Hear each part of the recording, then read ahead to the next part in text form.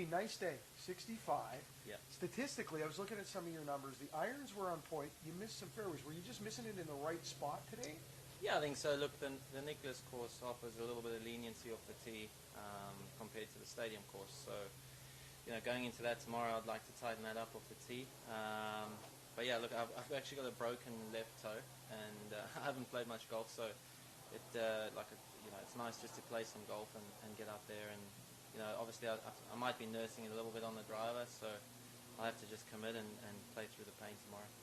May I ask how you did it? And I guess it's not getting on your left side now, right? With the drivers, yeah, that's it's right. A little tentative, not getting onto that front leg. Yeah, that's right. I mean, I have a history of actually hanging back in my golf swing. My coach knows that, and to now have the injury on the left side is kind of harboring that and making that a little worse. So we okay, let us in. Let us in on how it was done. We have a thing back home in South Africa called load shedding, which is like when the power goes out for like 2 or 3 hours at a time. The government puts the power out so they can do maintenance and repairs and hopefully build up the system again because it's a bit behind. But that happened, and I had solar power in the house, and our solar power kind of tripped, and I was on my way to kind of fix it. My wife was in the shower actually, and I was on my way, you know, trying to be the valiant knight, you know. I was trying to be the man to the rescue, and ran into a chair and broke my baby toe. So it's a bit of a shame, but it's okay.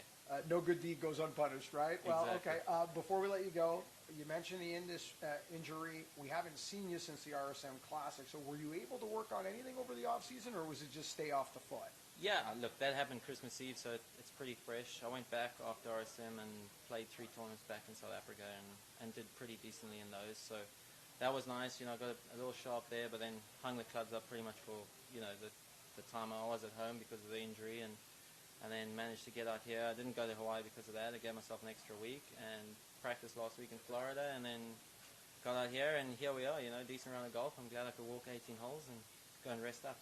Beware the injured golfer. 65, keep it going. Thanks, Mark. Appreciate it.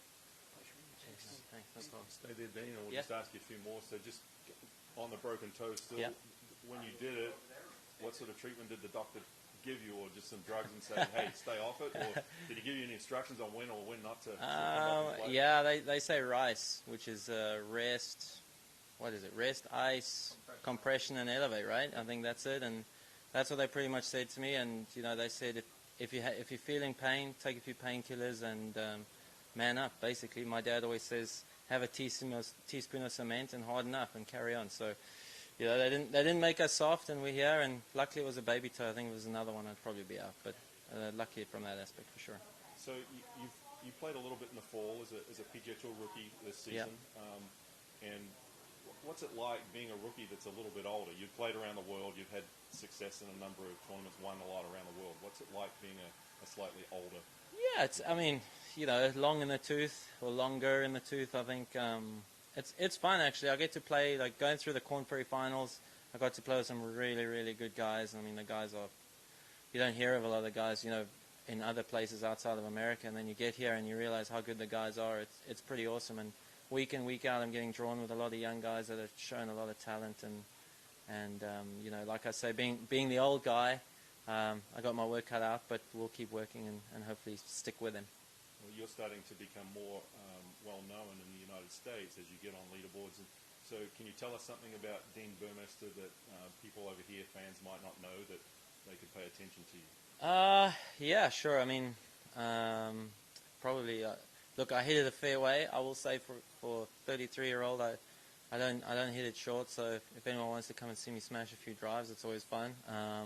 Outside of that, love my fishing, love the game of golf, big family man, and love my coffee, which is important in America. Yeah. Can you tell us a little bit about Rhinos for Birdies? I know you were involved in that and instigated it, right? You started that whole foundation. Can you just tell us a little bit about that and what it does? Yeah, sure. So it's an initiative, a great initiative I started with a friend of mine, Justin Walters, about 6 or 7 years ago now, and we basically, well, he actually couldn't sleep one night and came to me the next morning with this proposition of wanting to start something, and 2 hours later we designed the logo and the name, Birdies for Rhinos, and yeah, there it is. It's basically for every birdie we make, we donate a portion of our cash to saving the rhinos and the wildlife. You know, there's a plight back home. We're losing crazy amount of rhinos. You know, there's only 350 black rhino left in the wild, and you know, about 5,000 white rhino. So by the year 2026, there's going to be nothing left if we carry on the way we're going. So we gotta do something, and this is our little part and our way to raise awareness and give a little bit back.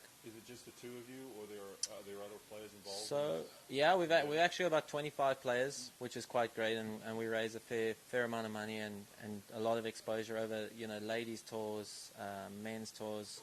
You know, Tommy Fleetwood actually has just come on board, and him and his wife Claire are a big driving force behind getting this going, and a couple of corporates behind us. And you know, all our money goes to a conservation program called Connect Conservation, which is great because they're really well connected, so we're able to kind of connect with a lot of people that can help us out and show us a direction to go. And you know, multiple European Tour winners and Sunshine Tour winners and ladies winners, which is great. You know, to have the girls on board as well is awesome. So if anybody's interested, it's really easy. Hook me up on Instagram or look the page and we'll get it going. It's a great cause. Just one more before we let you go, and just shifting gears. It's 3 different courses here this week. Have you had much experience playing tournaments? I know there's a number of them around the world, Dunhill, etc., that play multiple courses, and you know, how do you adjust for that scenario?